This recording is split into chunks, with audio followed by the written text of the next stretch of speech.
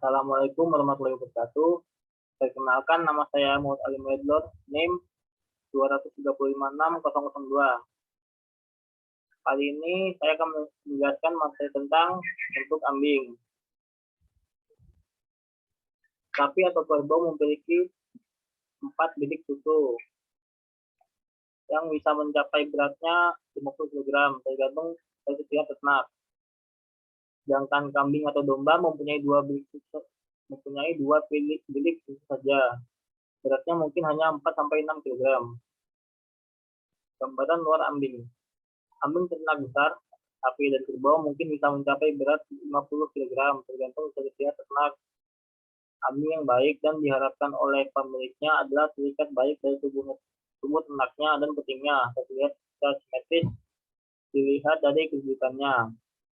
Ambing yang menggantung atau pendulus mudah terluka dan sulit untuk diperah. Kuat belakang pada umumnya berukuran lebih besar daripada kuat depan dan menghasilkan rata-rata 60% dari total produksi susu. Letak puting dan dengan ukuran yang juga tidak terlalu tinggi dan bisa mempengaruhi saat dan tingkat efisiensi pemerahan. Bagaimanapun puting bervariasi dalam bentuk dan ukuran dan tidak seperti ambing, maka puting tidak berambut. Sistem perambingan. Berat keseluruhan ambing adalah setengah produksi susu harian.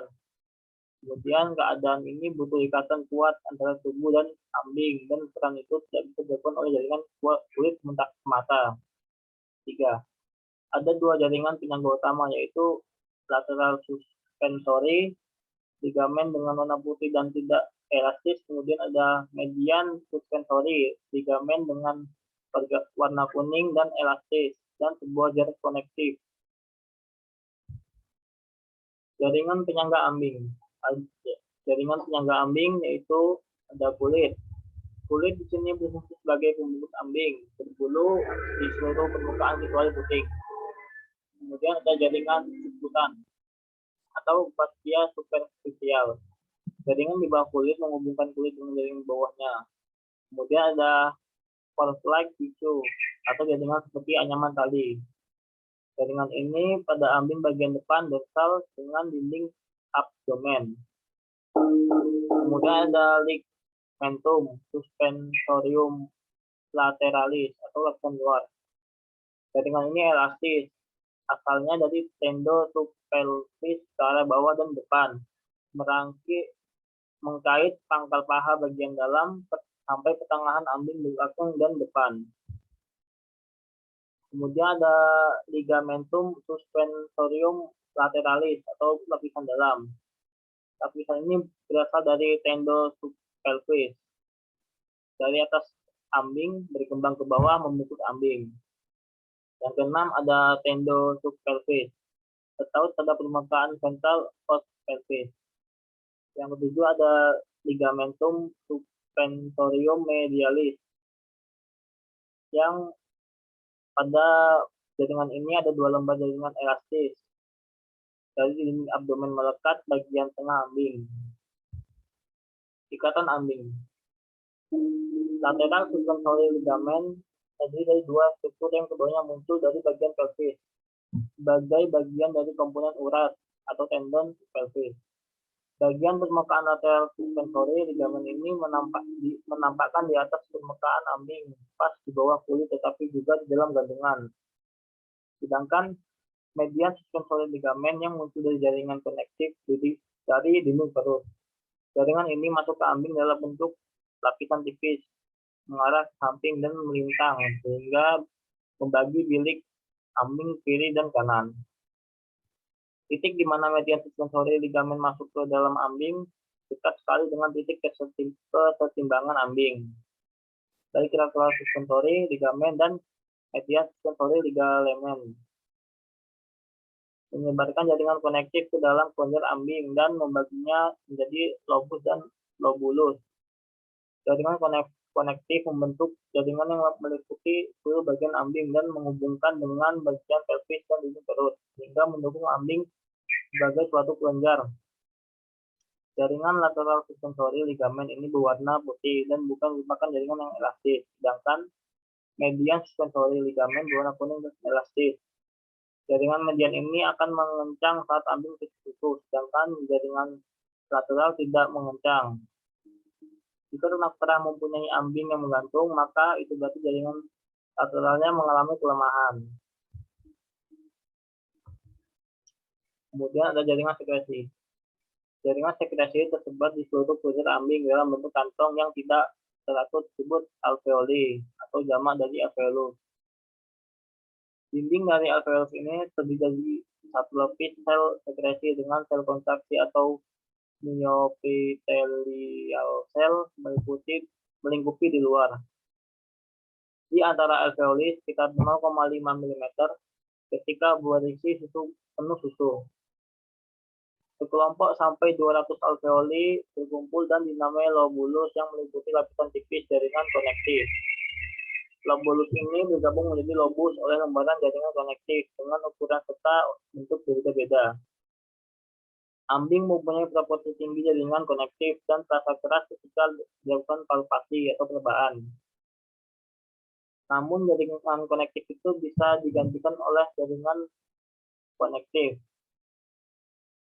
Alveoli berlanjut ke ductus dan terus ke ductus yang lebih besar dan berlanjut lagi ke ductus pengumpul. Biasanya 8-12 collecting duct berkumpul menjadi kelenjar besar atau gland pada bagian bawah kelenjar sekresi sebelum puting.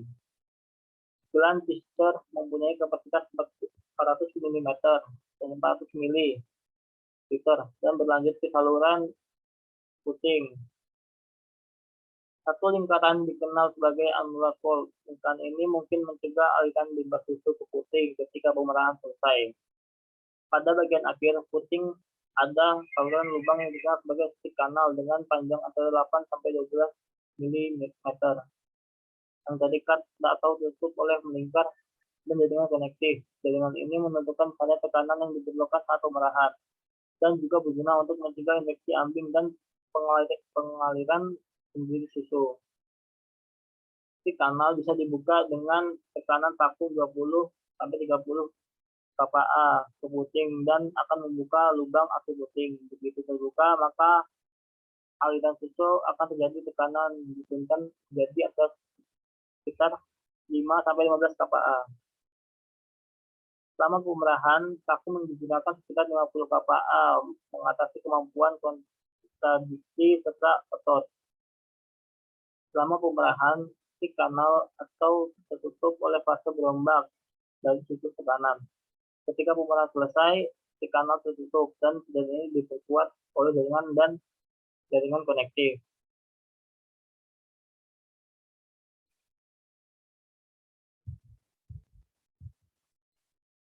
Fisiologi kelenjar susu. Komponen terkecil jaringan sekretorik dalam kelenjar susu adalah alveolus, berbentuk seperti bola. Dindingnya terdiri dari satu lapis sel epitel atau sel sekretorik. Bagian luar terbungkus oleh membran basal. Di tengah ada rongga lumen alveolus di mana disambung sementara hasil sintesis komponen susu yang disekresikan oleh sel epitel. Pada bagian luar membran, mitokondria menempel sel myopitel. Bila ada hormon oksitosin akan kontraksi berfungsi untuk memerah susu keluar melalui ductus intercalaris.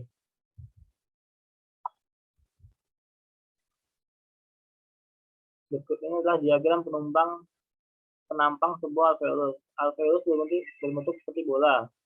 Dindingnya terdiri dari satu lapis sel epitel yang menempel pada membran basalis. Ada rongga atau lumen alveolus terdapat tempat mencurahkan sekresi komponen susu. Sel epitel. Sel epitel ini dibatasi dengan membran sel. Di bagian dalam terdapat sitoplasma. Di dalam sitoplasma sel epitel terdapat organela, yaitu nukleolus, mitokondria, apoptosis Golgi, endoplasmic reticulum, ribosom, dan libosom. Alveolus, lobulus, dan lobus.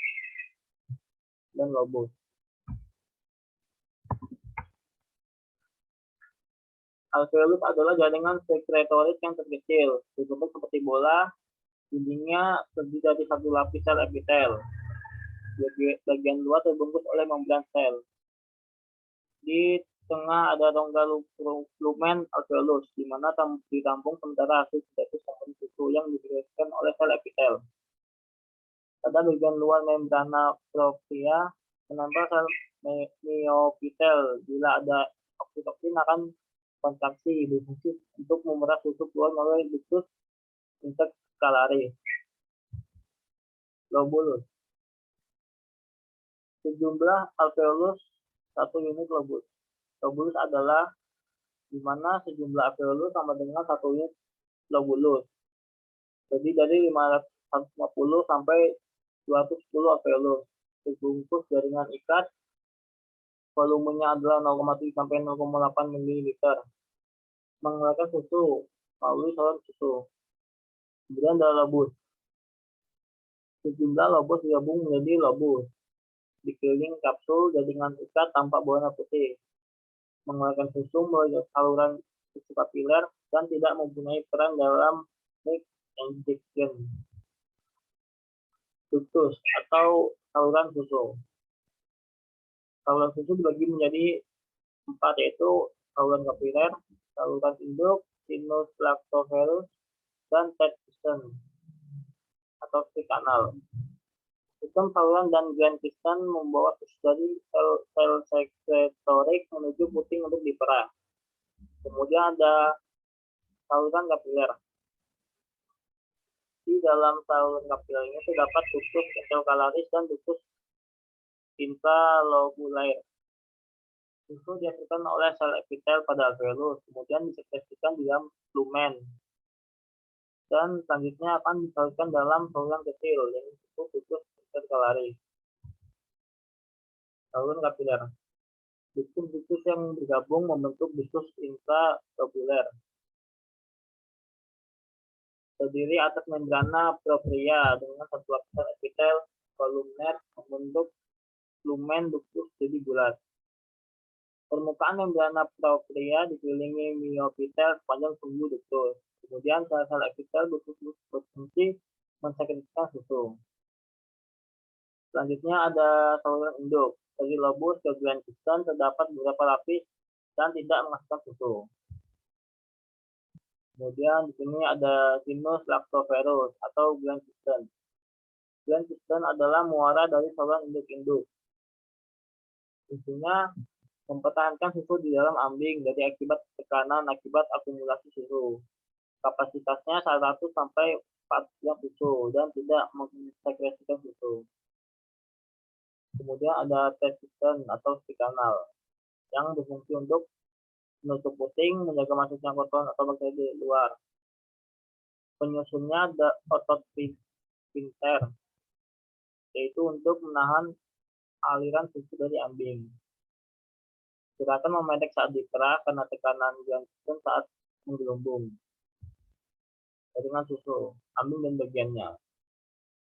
Ini ada connective tissue kapsul, ada lobe, ada lobul, containing alveoli, majoduct, dan sinus-like enlargement.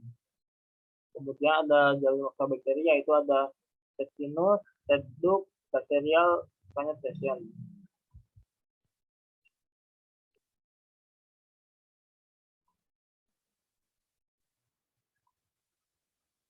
Kondylus uder terjadi perpanjangan pada ligamentum suspensorium lateralis, ligamentum suspensorium medialis. Kemudian ada complex tissue. Ligamentum suspensorium medialis mengalami peregangan terus-menerus, kehilangan elastisitasnya, tidak dapat kembali seperti semula. Ketautan ambing mengalami kelemahan, yaitu ambing menggantung. Terjadi pada sapi perah produksi tinggi. Kita lihat di sini atau jaringan penyangga atau mengantung ambing, yaitu ada dinding perut. Yang pertama ada kulit atau kutan, dan leg suspensorium lateralis superficial ketika lepas, dan ada ligamentum suspensorium lateralis lapisan bagian dalam. Bagian ligamentum suspensorium medialis yang elastis dan tendon subpelvis. Langkah praktis pemerahan. Yang pertama yaitu cuci, ambil dan bersihkan dengan kain yang bersih. Kedua, buang susu hasil pencairan pemerahan pertama sampai ketiga ke dalam mangkok untuk diperiksa mengubah atau tidak. Yang ketiga yaitu jika susu baik, maka segera perah mulai dari puting, belakang, dan selesai dalam waktu 10 menit. Yang keempat yaitu pencelupan puting setelah pemerahan dengan desinfektan. Mungkin hanya itu saja yang dapat saya sampaikan pada video kali ini. Saya akhiri, wassalamualaikum warahmatullahi wabarakatuh.